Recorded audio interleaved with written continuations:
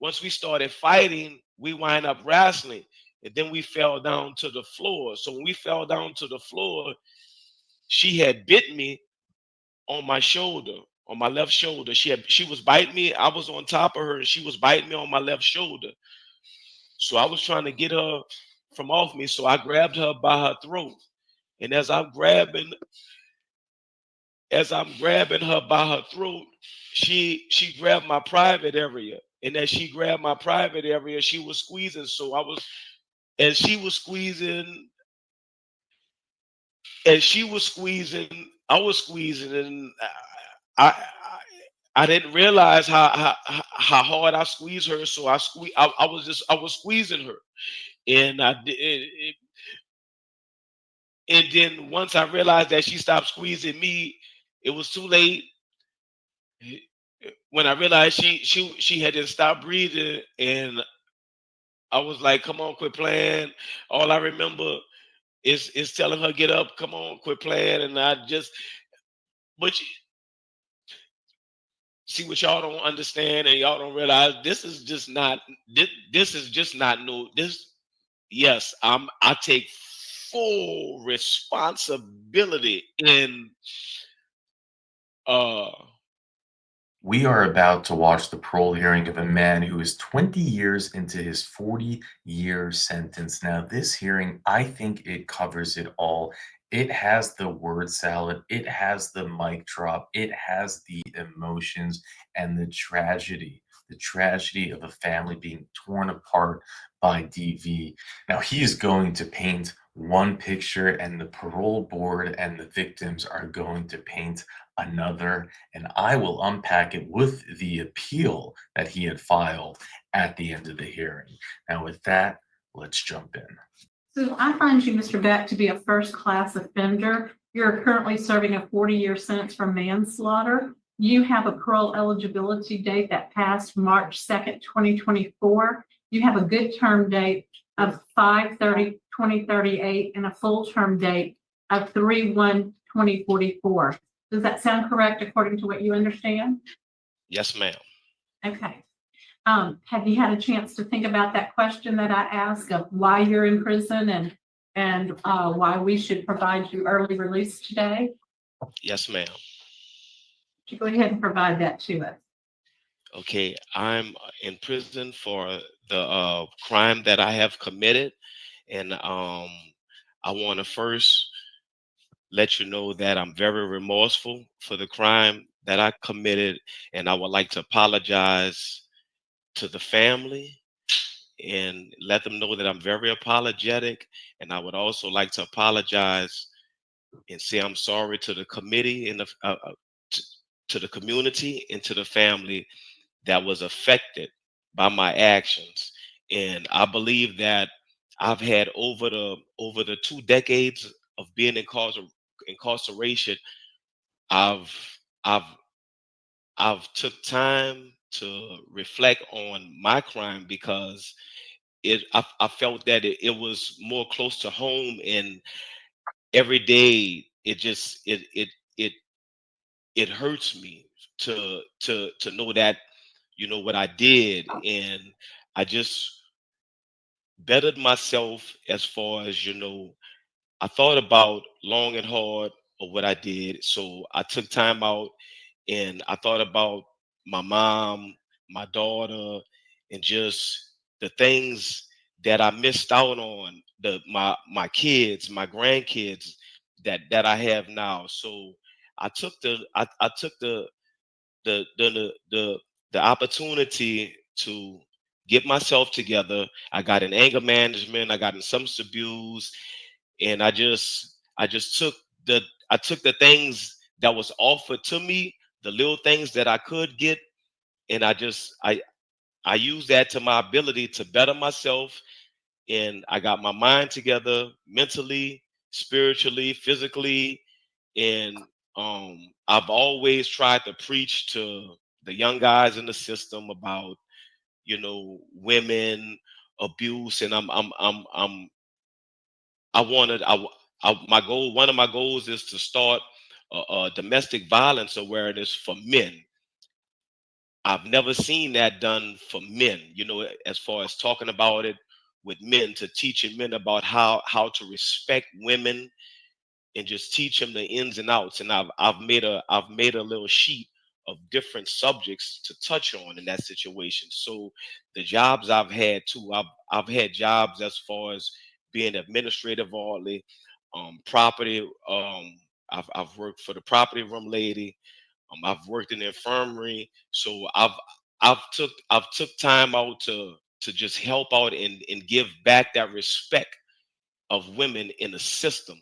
So I would like to have an opportunity, upon, if granted parole, I would do so much to try to help my family, because the majority of my family is consist of females, and then I have a daughter. She has two daughters. So I have two granddaughters that I would like to help her raise them, and I got a mother, a sister. They practically stay by themselves. So I would like to be there to give them security, safety, and provide for them. And the community. I believe too. I also believe too, through sports and fitness is a way too to show the youth, the younger guys, about respect. Because I believe, just of my 20 years of being incarcerated, I've I think the respect has gone from these young guys, and I believe that all they need is some support, and I've strived on that to try to teach through the football games of coaching, basketball of coaching, to try to help these youth. Because without structure, I mean, it's just is no way that our future of young men, is going to make it. They have to have support. They have to have structure, discipline. And I have a sheet I have made, and this is what, as a coach, I have I have made out. And every team I would pass it out to, my teams. It says, "Be a true leader on and off the court.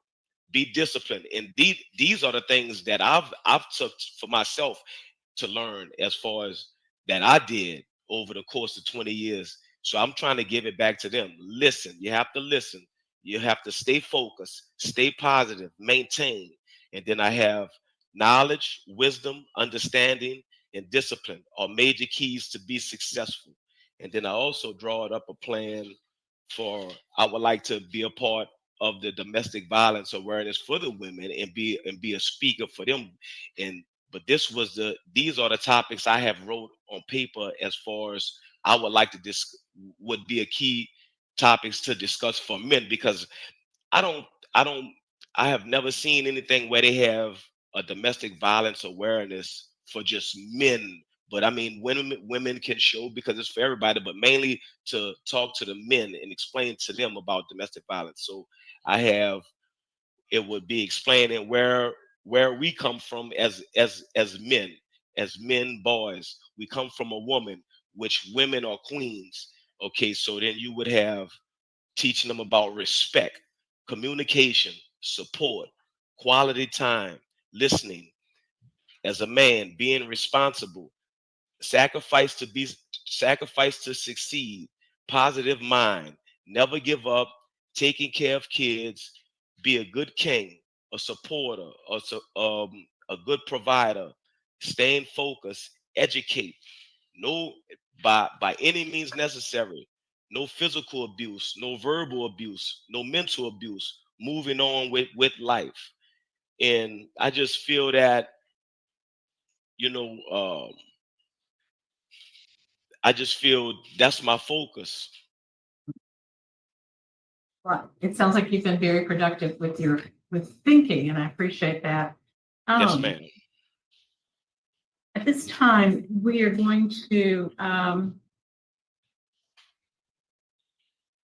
allow, we have four people who wish to speak. Are some of them together? So one person speaking for both of them. Um, we'll go ahead and start with your mother. Ms. Beck, if you would like to make a statement to the panel. Okay. Yeah, hello. Hi, go ahead.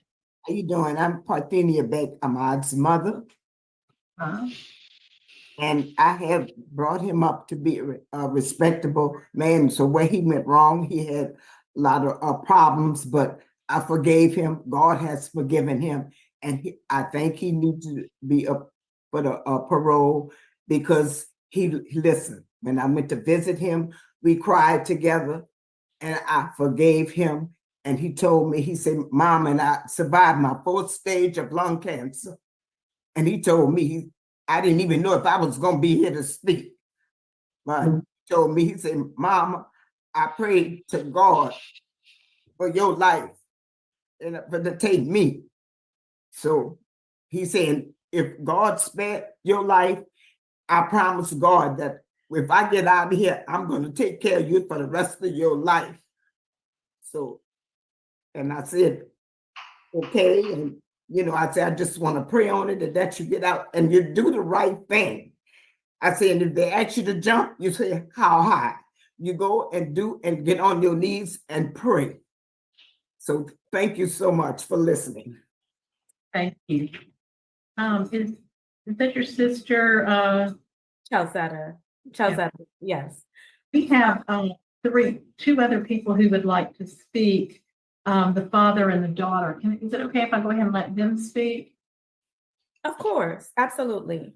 Thank you very much. I appreciate that. Hello. Hi. Hi, good morning. Thank you for giving me the opportunity to speak on the behalf of my father today. I'm here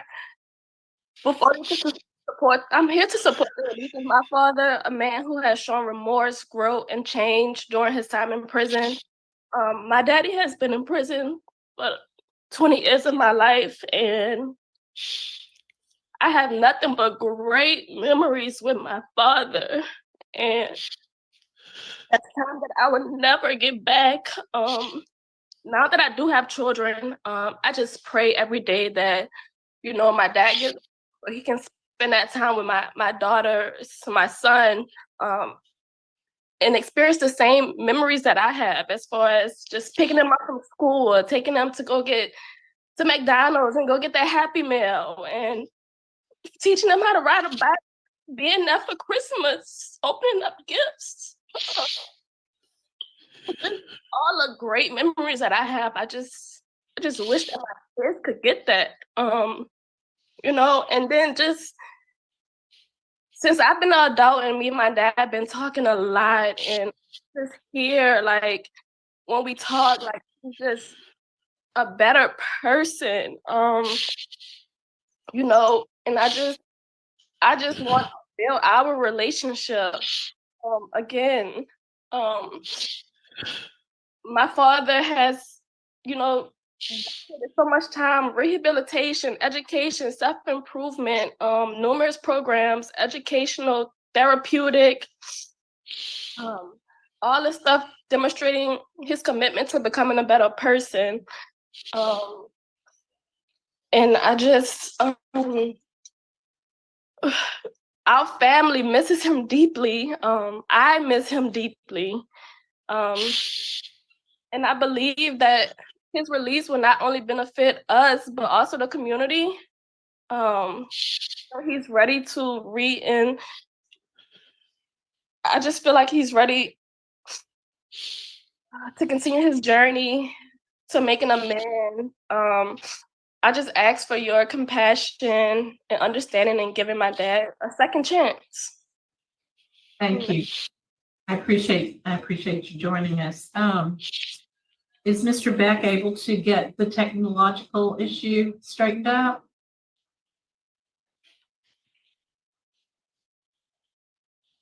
I can speak on behalf of my dad, if that's okay. That would be fine. Thank you. Okay, I would like to speak on behalf of my dad. I'm Chalzetta Beck. I'm my mom's sister. And I just want to say that Yes, can you hear me?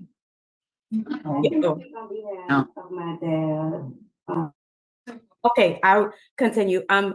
The, Amarian Maloney, she's very correct. The memories that she has of her dad, they are amazing. Because Ahmad is a very he loves children. He always did. And he actually one of the main, and this is not any excuse, I just want to say the history of our family. He lost his son in a car accident before in 1999. And that was a devastating for our family.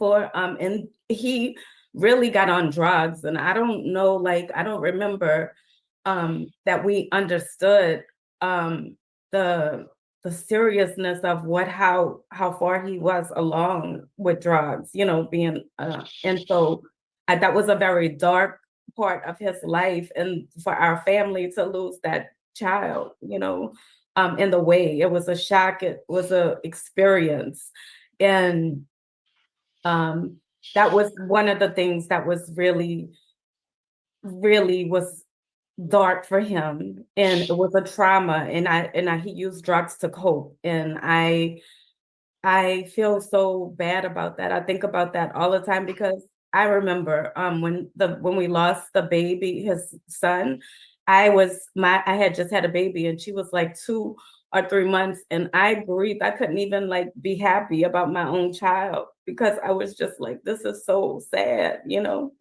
to lose the baby that way. But I'm saying that to say that he did love his children. And the last time I remember seeing him, he was with his son that passed away. So our family is very much, we love children. We love to be together. We do love holidays, spending together and just growing. And our grandfather, he was the patriarch of our family, and he made sure that we always were together for all the time. So we have a very close family, and we are, and what I'm saying is that Ahmad has support. Like he has a lot of love. He has accountability. Nobody is, we are so sorry for the loss of Chantal. And we are sorry for her. We know that we could never get her back. And that was a loss for us too. So and they had a son together. So we really, that was a big loss. So we don't Wrap it take up. that lightly. We don't take it lightly, you know. We, if you'll, Mr. Beck, we have our 3 speakers in support. Yes, ma'am. Your daughter spoke. So let's go ahead and hear from Linda Davis, who is the victim's mother. Thank you so much. I'm so glad I'm given the opportunity to speak on behalf of my daughter. I always told my daughter if I ever had the chance to speak for her, I would. Time is supposed to heal all wounds and take away the pain. But in this case, I've been living with it every day. When Ahmad killed my daughter, which he admitted to, he just admitted to doing it. He was supposed to get life, but he accepted the 40 years, and he should do the 40 years. And in my opinion, the 40 years for taking my daughter is not enough time. He put a void in my family that will remain there forever. Then not only before he killed her, he stalked her. He aggravated my daughter's life. He would not leave Chantel alone. No matter where she went or what she did, he always showed up. He even tried to set her apartment on fire, which me and her children, which Ahmad was there, which is his son. He didn't mention Ahmad at all, but we do know that they share a son together, Ahmad Jr. He was there in the apartment. Her daughter was there, and I was too, and we almost all burned up. And we will continue mourning, forever mourn the losing of Chantel, because she was a light in our life that we missed. And he put that light out, and it will never be forgotten. And the damage he did to our life. He had the nerve to ride around with my daughter, my only daughter, in his car after he killed her. He pushed his son inside the house. He killed my daughter. Then when he burned my daughter up, he set my daughter on fire. She was only recognized by her teeth. And you think you should get out? 40 years. 40 years for what you done. You left a mother without a daughter. He left a brother without a sister. He left children without their mother. And his son right now is 23. And if Chantel was here, she would have 4 grandchildren, which she will never have a chance to see. Ahmad, you confessed to killing my daughter, so you have to pay for it. You have to suffer because we all have consequences for everything that we do. Ma'am, Go ahead. I'm sorry. you have to speak to the board. Okay, And I'm trying to speak to the board. Yeah. I'm sorry. I want the board to know, I'm so sorry. I want the board to know that at the time he confessed to killing my daughter, he was given 40 years. So on behalf of me and my family, we're gonna say that he accepts the responsibility for his actions by doing the 40 years. And that is all I have to say. We don't get holidays with her. We don't get birthdays with her. Her children have lost her. My daughter left here in a horrific way. There's nothing that we could do about it. But I'm asking board that he do the 40 years. And I do thank you for listening to me. And if I got sidetracked some, I deeply apologize for that. But I have a pain that will never, ever go away. Davis, please don't think that I'm chiding you for, I understand your position. I'm just trying to keep the, Yes, ma'am. I'm just so sorry, but you did fine and I appreciate okay. it. All right, okay. Great. Mr. Beck, Yes, ma'am. I am going to be asking you some questions. Is it correct you took living in balance in 2010 Yes, ma'am. and anger management in 2010? Yes, ma'am. And what have you taken since then in classes? I've also taken, I have them right here. I have living anger management right here, living in balance. And also in 2010, I've took American Heart Association first aid. I've took American Heart Association AED. I have two pride certificates I took. I've got one in 2012, one in 2014. That's like prison rehabilitation through integrity, discipline, and education. Okay, so let me just ask you, since Yes. 2014, have you had any programs that provide good time days? Like I don't see anything. Yeah, Have you well, taken victim awareness? Just answer this. Have you taken victim awareness? no, ma'am. Have you taken any kind of trade or any certificates towards employment? No, ma'am. But in those areas, by me having when I was at DOC in Angola, and well, mainly DOC, I was in. I had I took auto mechanic when I was in Angola, but the teacher had quit, so they had took us all out that class and gave us jobs. Then when I got the DCI, they kept putting me on a backlog list because they said by me having a 40-year sentence, they was taking the guys that have the three, the low time was always on backlog lists. You became parole eligible in 2021. It is very, very unusual for me to see someone who has been parole eligible for 3 years not have a significant program. Have you had pre-release? No, ma'am. Well, I was at Winfield, and then they shipped the whole prison to Parish jail. So I went to Red River Parish. I was there for 5 years, and I've learned. I was trustee there for 5 years, so I've took on trades like job skill trades. Yeah, and I appreciate that, but you didn't have any rehabilitative programming. Let me ask another question. Yes, You ma'am. lost 90 days of good time. Yes, When did that occur? that happened in 2016. And that was a 21E? Yes, ma'am. You have 4 of those. Okay. I'm just concerned about that rehabilitative programming. Sir, while right before this crime was committed, were you on a protective order? Did you violate a protective order when this crime was committed? No, no, ma'am. I wasn't. No, you didn't have a protective order against you? Oh, yeah. No. I had a Yeah, to stay away from this victim? no. I had a protected order on her at that time. Okay.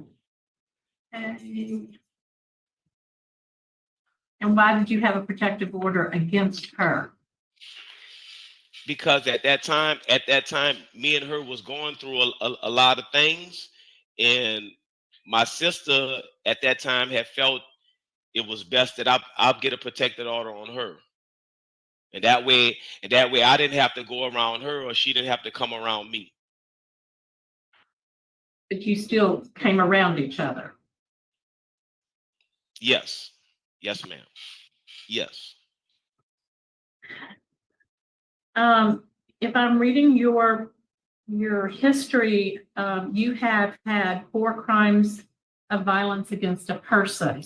Not all of them may have been charged. You've been charged, but you may not have been convicted of any of those. But you have had 4 different arrests for crimes against a person.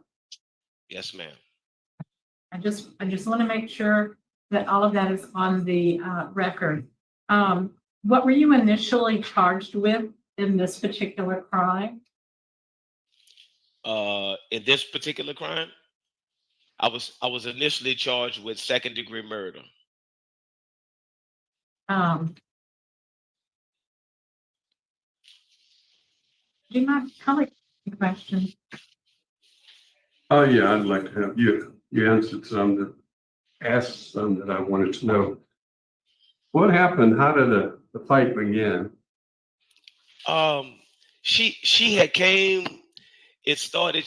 Okay. She had came by my house that morning, and I think that was like right after Mardi Gras.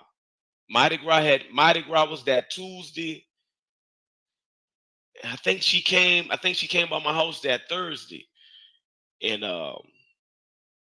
she came and everything was cool. Well, I let her in. That was I had let her in, and so we was in a, we was inside the room, and everything was all right. And then she just kind of exploded on me about who I was talking to out there on Mardi Gras, out there at the parades, Mardi Gras Day.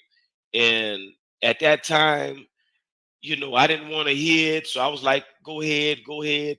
And then she started she started getting more a little louder verbally, so I was just ignoring her. She kept asking me who I was with, this and that, and I was explaining to her that, well, we're not together, so it doesn't matter who I was with, like that. So she started getting a little more physically hitting on me, so I was like, go ahead, go ahead. So she started hitting me in my face. So when she started hitting me in my face, that's when I reacted, and I hit her, and we started fighting.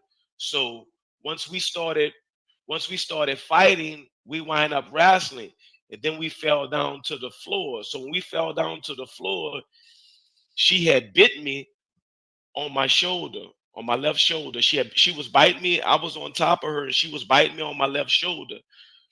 So I was trying to get her from off me. So I grabbed her by her throat. And as I'm grabbing her by her throat, she grabbed my private area. And as she grabbed my private area, she was squeezing. So as she was squeezing, I was squeezing, and I I didn't realize how hard I squeezed her. So I was squeezing her, and and then once I realized that she stopped squeezing me, it was too late. when I realized she had just stopped breathing, and I was like, "Come on, quit playing." All I remember is telling her, "Get up, come on, quit playing." And I just, but see what y'all don't understand and y'all don't realize, this is just not this is just not new. This, yes, I take full responsibility uh in my actions of what I did. And I also want the board to know that this is a person that, and you can ask my family, you can ask Miss Davis, I would have did anything, and I did any and everything. I did any and everything for her. So this is hard. This is hard for me too, because this is a person that I loved.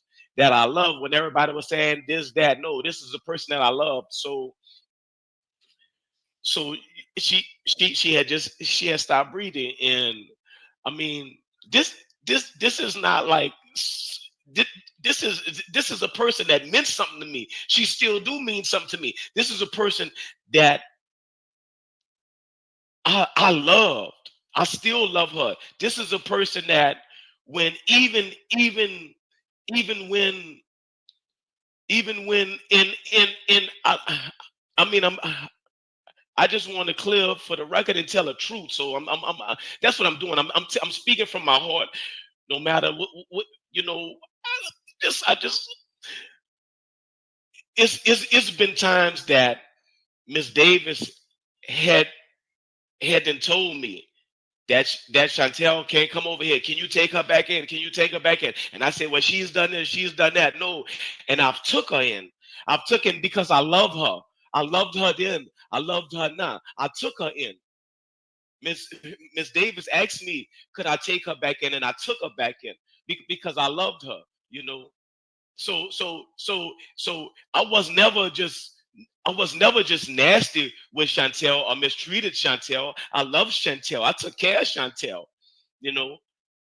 And in my son, everybody will tell you, even Miss Davis, from the time of my junior was born to the time I come to jail, I took care of him. He was with me. I took care. I took care of him.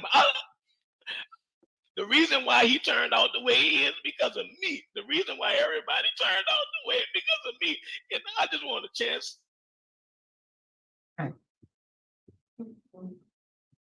to make it right. That's all I do. I just want a chance to make. Davis, you know me. You know me. You know me. You know my heart.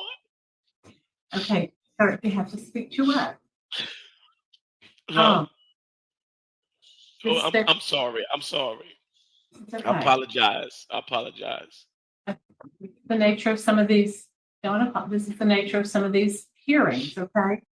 And we understand that.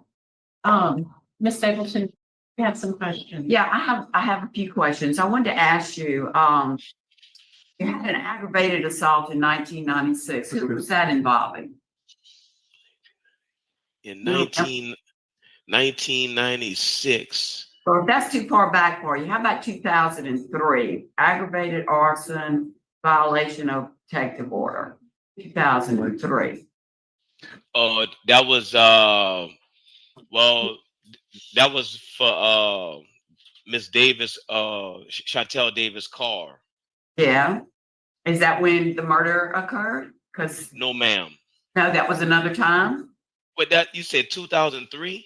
Yeah, 2003. I have an arrest date of 2/20/2003, aggravated arson, 2 counts, violation of a protective order, and then a new protective order was issued. So if you violated it, it wasn't you against her, it was her against you. 2003. Doesn't ring a bell? Yes, ma'am. What happened? This goes to what Ms. Davis was saying, that Chantel said that she was being stopped and different things like that. Does any of that come back to you? Yes, in that situation, Hmm. okay, so I I had went by her house one day, and Mhm. So it was a violation of the protective order. You went by our house, correct? right, but at You that, set her car on fire? Did you set her ma'am, car on fire? yes, ma'am, All right, so you went by our house in violation of protective order and you set her car on fire, and that was in 2003 before her death, correct? yes, ma'am. But that particular car at the time, that was really it was it. I set the car on fire Yeah, because basically I had caught her with somebody. So what I did was, out of anger, I set the car on fire, but the car was really in my name. it doesn't matter. Let me ask you this. You violated the protective order. Let me ask you Yes, this ma'am. one. 8/14/2003, aggravated burglary and simple battery. What was that about? Did you break into her house? Oh no, that wasn't her. Who was that for aggravated burglary? That was a friend of mine, somebody I knew. That was another person. That was another person. You broke Yes, into ma'am. the house and Yes, then ma'am. simple battery. And then we come up to 3/2/2004. That was the arrest date for the first degree murder and simple arson. Yes, And that ma'am. brings us to where we are today. How old was your baby at that time? Ahmad Jr. How old was that child? He was 3. He was 3 years old. Yes, ma'am. Old enough to remember a lot of this, wasn't he? No, no, ma'am. Well, I hope not, but a lot of No, kids do remember things that traumatize them. He doesn't speak of it though, so. And then I already heard what you said caused it. And then what you were talking about wanting to teach domestic violence. Well, like you said here in 2003, you were mad because she was with somebody else. She had a right. protective order out against you. And that's what goes wrong with this kind of thing. She had a protective order, you violated it, and then you set a car on fire. So that was all before her death, just months later. And Yes, we see ma'am. that kind of pattern in domestic violence where women end up dead. I said pretty often, I've been trying to think, and over the years, the women that I buried that were victims of domestic violence, they either told the man they were leaving, which inflamed him, and he didn't want to hear that, or they had already left and they were trying to stay away, and then they were being stalked, and he would be mad if she was with another man. And they would make statements like, the only way you're going to leave me is in a pine box. And they meant it. And it's true. And strangulation, that's the number one cause of death for domestic violence. Did you know that? No, ma'am. I didn't Strangulation. know that. No, ma'am. Sure is. So domestic violence, they have a booklet that you can contact, the Coalition on Domestic Violence. And there's a booklet that talks about the cycle of violence and all the things you mentioned.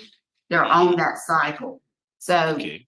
it wouldn't be a bad thing for you to order that. And if you do want to talk to men about what they need not do, you would have that booklet and you can hand it out. And that Okay. wouldn't Yes, be a bad because thing. It'd be a good thing for men to talk about that. right, because I do feel that I feel through my experience Yes. that Well, you're in good company. There's a lot of men because Louisiana pretty much leads the nation in deaths due to domestic violence. And we yes, stay and I between 1 think and 5 since 2001. So you yes, probably and have a big audience on something like that. That's all my questions. Mr. Beck, we've heard from you and your supporters and the victims. I think the panel is prepared to vote. I'm going to go ahead and start first. I believe that you need some more programming. I'm concerned about the lack of programming.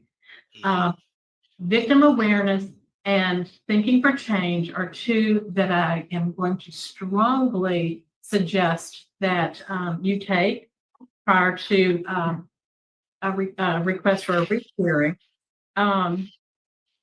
Also, you have a history can I of write that? Excuse me. violence. Can I write that down? You'll get it. You'll get a statement. Okay. And the fact that you violated protective orders and had a history of violence prior to this, and you haven't taken those things is why I'm voting to deny today. Mr. Tillis. My vote is also to deny because of the nature of the crime. And I think he needs more programming and not enough time served. And Ms. Stevenson. Yes, I vote to deny based upon the nature of the crime, not enough time served, victim opposition, and the AG's office is opposed also. Sir, today your request for parole has been denied. Thank you. Can I say something?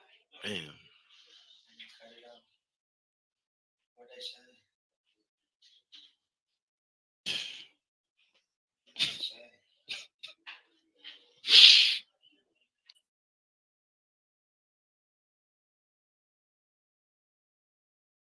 Okay, so let's unpack this and how interesting, it left the screen rolling there at the end when he says, can I have one more word? And then he just puts his head down in his face and he doesn't cry, but he like smirks, he like laughs in some sense. And there was just something so disturbing about this hearing. And he spends the first 15 minutes or so with the word salad, and I initially sped it up as I often do, and then I had a second thought about it before I shipped this to YouTube, and I said, you know what? I was so frustrated listening to him talk. Imagine his family, the opposition's family, having to sit through that without Miss Renata there to say wrap it up or get things going, and as you know, we should leave it in because it helps complete the picture of what it is we just saw. And there were so many points in the hearing where I just wanted to jump through the screen. And we'll go through the appeal so we can get the facts of the case and whatnot. And they are accurate. And I think Miss Stapleton, God bless her, the victim's advocate, she laid it out after he's done saying something that was just so sick, and as he's saying it, and I felt someone needed to put him in his place, but Miss Stapleton did it in a very thorough way. And you're looking at the poor mother of the victim. She lost her daughter, and this guy, he's like, what are the words that he's saying? This is the person that I loved. I still love her. There have been times that Miss Davis, he's talking about the mother, said, I can take her back. I should take her back because I love her. And I took her in. Everyone would tell you. Everyone, Miss Davis would even tell you that my son turned out the way he is because of me. Everyone turned out the way because of me.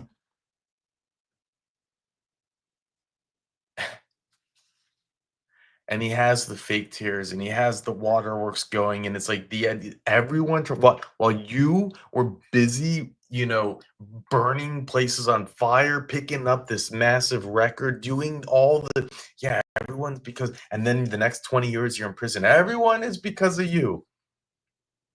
How insane that is. And he's addressing the mother. You killed her child. You killed the mother of your son. Yeah, like, what are you talking about? How dare you? And then it's all fake. It's all an act. He doesn't even realize it. He's so clueless. As soon as Miss Stapleton starts with the questions, his waterworks stop. And we see this all the time, the true crime community. It's almost comical for us true crime nerds, right? Where we see someone who comes in with this plan and they say, my part of my plan is going to be to fake cry, and you can't fake cry. Even the best actors, you can pull it off for a scene, when the director says cut, but not throughout, so anyways, that was to me something that just, and he lies by saying, I had a protective order against her. Yeah, okay. Like, glad Miss Stapleton pulled that ad out.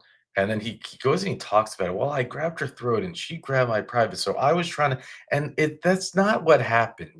You were killing her, and she was doing what she did the right thing. She went for the jugular. She did the one thing that maybe could have helped her survive. And you didn't care. You went through that and you killed her. what a normal person would do who didn't have blood in their eyes, who wasn't enraged, they would have just ran away. They would have you would have pushed her. You could have done 100 things that wouldn't have killed her, but no, instead you finished the job. And to think that he had to describe the story in that way with the mother, with the family there, it's callous. It was almost as if he was putting blame on her.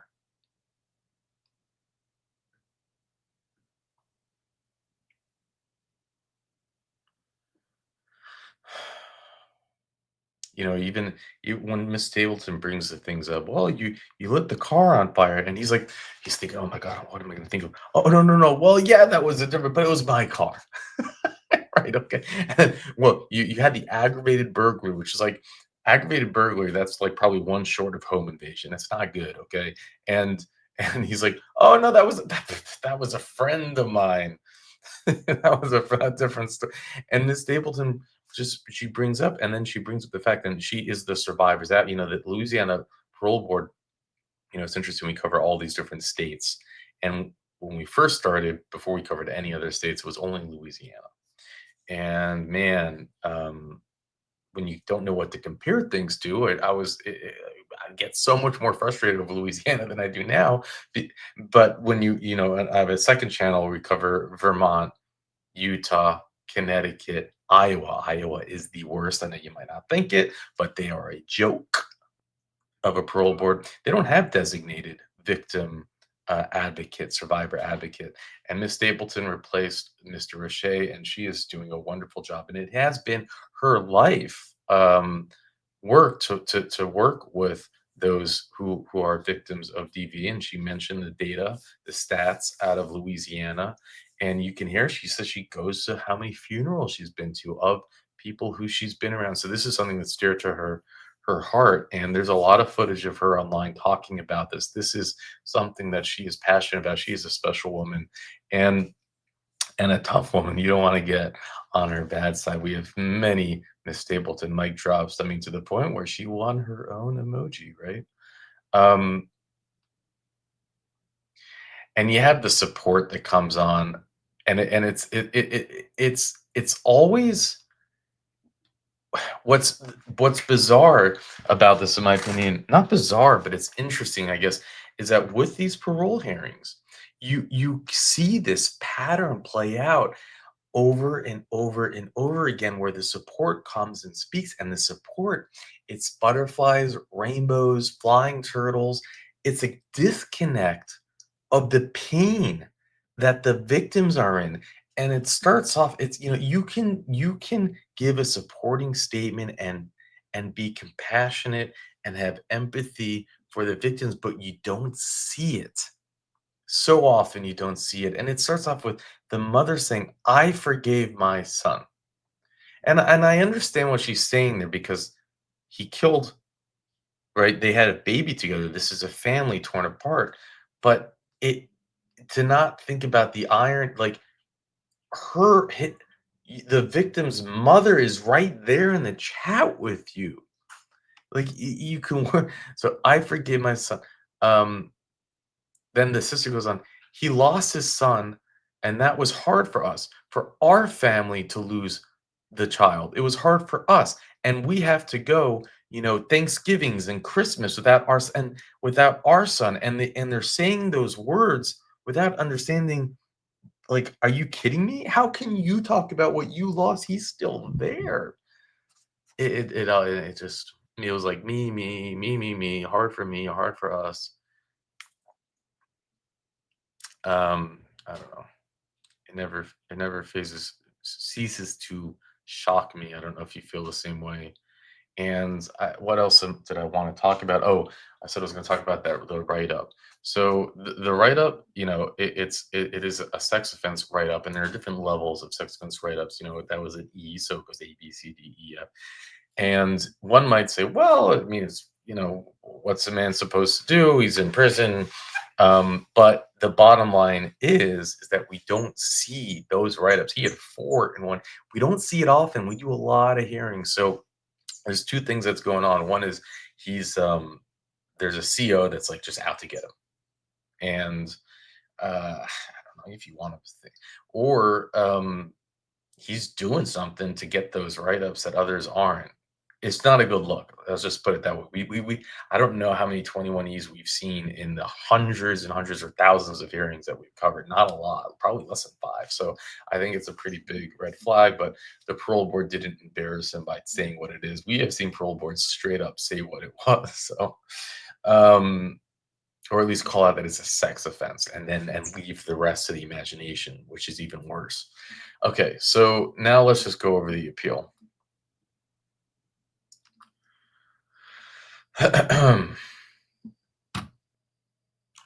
Which goes over the facts of the case. Thank you, Sir Richard, for dropping these in. And there's like 5 appeals, but we'll just go over one. Some of them they're kind of redundant. So the appellant, he appealed his conviction for second-degree murder. Now, on February 27, 2004, it's like 20 years ago, almost to the day, right? This hearing took place November 20th, 2024. Detective Calvin Braisley, investigator, reported a burned vehicle containing a charred body. When Detective Braisley arrived at the scene, he noted that the body and the car were burned beyond recognition. Detective Braisley ran the vehicle's VIN through the state computer and identified the owner as Chantel Davis. He contacted Ms. Davis' family, who informed him that she had been missing for about 2 days. Through further conversation with the family and friends, the detective learned that Ms. Davis and Beck had a child together, and that on the morning of February 26, 2004, Miss Davis took the child to Beck's house. Since that time, no one had seen or heard from her. Detective Braisley obtained Beck's name and address from running Miss Davis's name through the police computer system victim file and learned of a prior incident between Miss Davis and Beck. Because Detective Braisley was unable to locate Beck, he contacted the media to run a news story indicating that the police were interested in questioning the defendant about Miss Davis's disappearance. This was good police work, right? On March 2nd, 2004, Beck, along with his attorney and 2 family members, arrived at the police station to speak with Detective Braisley. At that time, Detective Braisley arrested Beck on municipal attachment. Later that day, Beck confessed to killing Miss Davis. I wonder how that happened. He shows up with an attorney and he still ends up confessing. That I'm just curious how that happened. He told Detective Braisley that at 8 a.m. on the morning of February 26, 2004, the victim brought their child to his house, telling him that she would return for the child at 11 a.m. When the victim returned, she and Beck got into an argument which escalated into pushing and shoving. Poor baby. Then Miss Stapleton brought it up. And you see, Miss Stapleton does not miss these things. Beck stated that the victim grabbed him by the testicles and at which time he grabbed the victim by the throat. Now, this is interesting because, to his credit, in his parole hearing, he stated that he first grabbed her by the throat and then she grabbed him by the testicles, which, again, to his credit, he's not making her the instigator. But in this, he makes her the instigator. So I don't know if he just was saying things out of line or if he's at least taking some accountability. Just want to point that out. Beck stated that the victim grabbed him by the testicles, at which time he grabbed the victim. So here he's blaming her, which is, again, BS. If someone grabs you by the, you're not grabbing them by the throat. You'll throw them away. You'll punch them. You'll do something else. In my opinion, that's not the reaction to, anyways. When she stopped moving, he shook her. And then when he realized she was dead, Beck placed her body on the bed, after which he and the child left his apartment. Beck returned the child to the victim's grandfather and went to his apartment. He stated that he was frightened and did not know what to do with the body. Ultimately, Beck purchased some gasoline because why not? I mean, you know what? I'll just go burn her, the mother of my child. Put the victim's body in her vehicle and drove the car to the intersection of Benefit and N Street, where he set the body and the car on fire. Dr. Richard Tracy, a pathologist employed by the New Orleans coroner's office, testified that he performed an autopsy on the victim's remains. He determined that the victim most likely died by manual strangulation and concluded that the victim was already dead at the time her body was burned. Thank God. On April 29th, 2004, the state indicted Beck for second-degree murder and strangulation. Beck pled not guilty at his arraignment. On August 6, 2004, the trial court denied his motion to suppress confession. He pled not guilty. What was his story at court? Like, I wasn't me. I made up the confession. Someone else did it. Following a one-day bench trial, he didn't even do a jury trial, a one-day bench trial, the district court found him guilty. I don't get it. Were they just not, maybe they weren't offering him any plea deals, so he just felt he had nothing to lose. That's the only thing I can think of. They're like, no, you're getting the maximum. On September 11, 2006, he was sentenced to 40 years of hard labor. Beck filed a motion for appeal on September 15th, which was granted on January 29, 2007. What? What was his appeal granted for? A review of records of errors. Pan reveals none.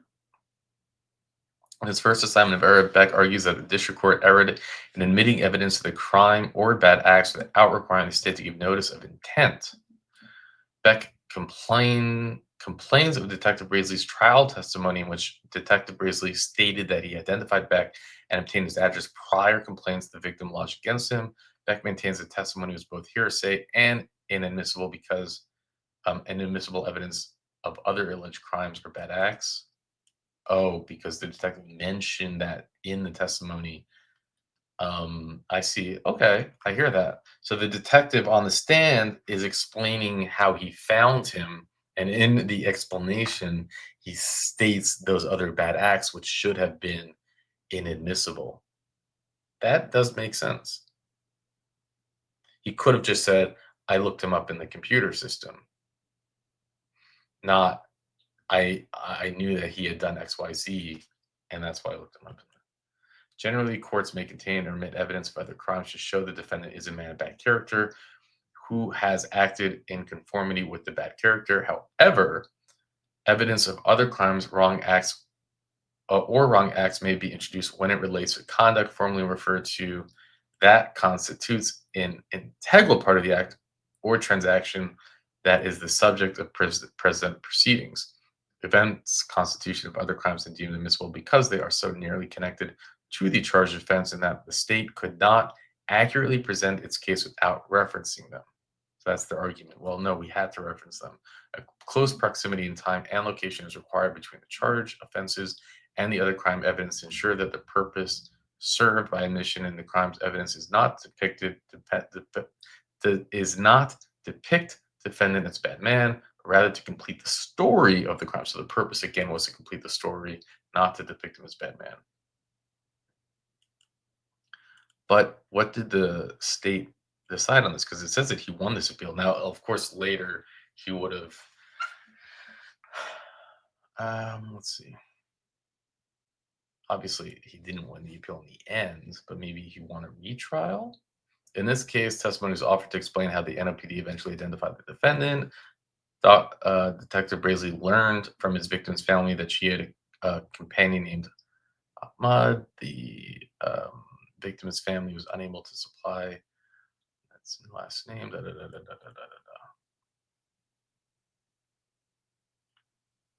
In this case, Beck admitted to killing the victim. The state argued that the fact that Beck took the time and effort to manually strangle the victim demonstrated specific intent to kill.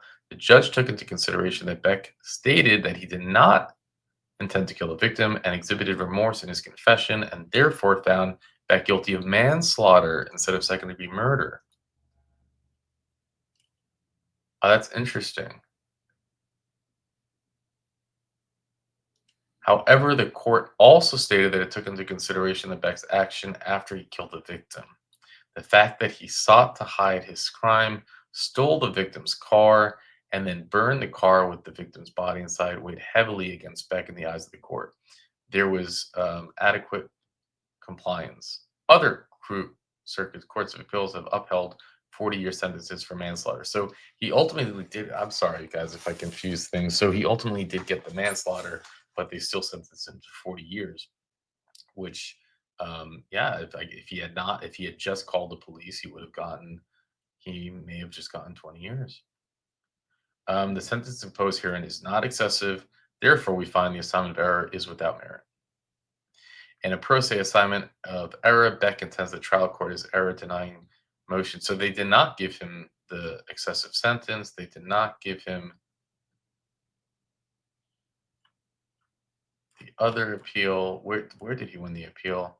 I should have read this beforehand. I'm sorry, guys. But I do this. I keep my unpacking at the end. If you don't want to see it, you can leave. So I don't know why some of you you complain. Oh, why are you blah blah blah talking? It's like, guys, really? I mean, like, I'm not jumping into the hearing every 3 minutes so I can like make a funny face and point something weird out. So I'm doing it at the end. You don't need to be here. You can go. I mean, I want you to stay. We're hanging out, but I don't know why you really have to write. Gosh, man, dude, what's with your talking so much? Can't you do this stuff without talking? Don't worry, guys. There are plenty of YouTube channels that just copy, screen record, and paste this stuff. You can go find them, sub to them, go deal with that. Okay. Beck answered yes. The detective. I'm not trying to say. Yeah, you're right. I should have done my homework. I should have read this before. But do you know how? Do you know it's not easy? If I have to do 2 parole hearings a day, right? Sunday, Monday, Tuesday, Wednesday, Thursday, we have a premiere. 7 p.m. on Mandu 1, 8 p.m. on Mandu 2. That's always the goal. So you record it, you have to listen to it, you write your notes, then you have to read the appeals, and then how much time is there? Plus, I do hearings on Friday and Saturday as well, but they're just not premieres. And then I have my day job. This isn't my full-time job. So, in a nutshell, I'm not quite sure what part of the decree I'm in. Conviction, sentence, or affirmed. So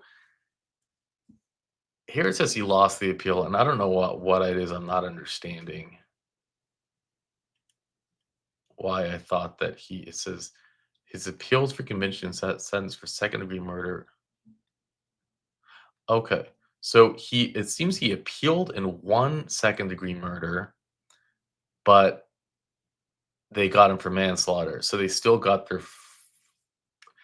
I think that's what happened here. So this is an appeal where he was initially found guilty of second-degree murder, and then they said, you know what, it's actually not. It's manslaughter, but you're still getting 40 years. Anyways, if any of you know, I'll put the link in the description. You can comment on exactly what's going on here, and I can pin it, and I will appreciate that. Maybe others will as well. And with that, I'll let you go. The women that I buried that were victims of domestic violence, they either told the man they were leaving, which inflamed him, and he didn't want to hear that, or they had already left and they were trying to stay away, and then they were being stalked, and he would be mad if he was with another man, and they would make statements like, the only way you're going to leave me is in a pine box, and they meant it, and it's true. And strangulation, that's the number 1 cause of death for domestic violence. Did you know that? No, ma'am, I didn't know that. No, ma'am. Sure is.